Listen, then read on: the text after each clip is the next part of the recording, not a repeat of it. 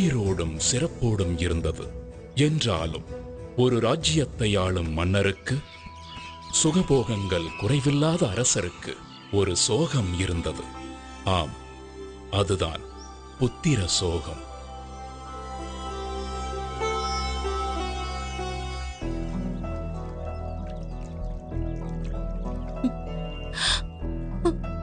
இதை எண்ணி தினமும் கண்ணீர் வடித்துக் கொண்டிருந்த மகாராணி கோப்பெரும் தேவிக்கு எப்படி ஆறுதல் சொல்வதென்றே தெரியாமல் தவித்தார் மன்னர் ராஜசேகரன்.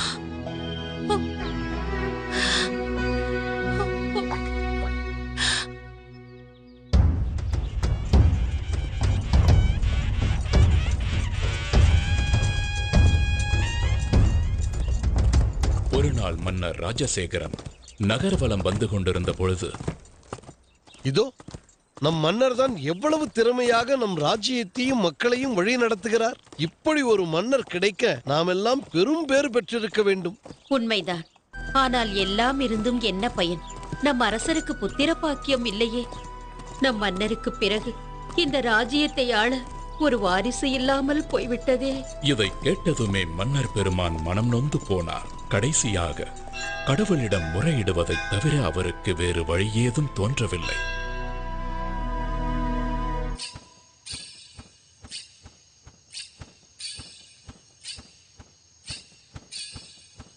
அதே நேரத்தில் அரசருக்கு வாரிசு இல்லாததால் மகிழ்ச்சியில் மிதந்து கொண்டிருக்கும் ஒருவரும் அதே அரண்மனையில் இருந்தார்.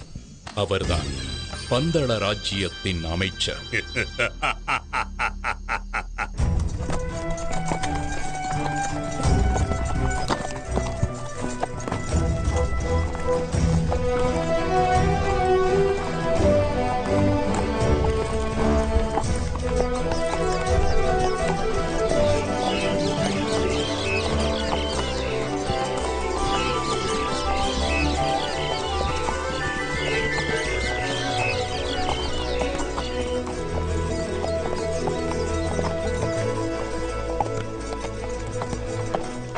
ஒரு நாள் மன்னர் ராஜசேகரன் அவரது அமைச்சர் மற்றும் பரிவாரங்களுடன் வேட்டைக்கு கிளம்பினார்.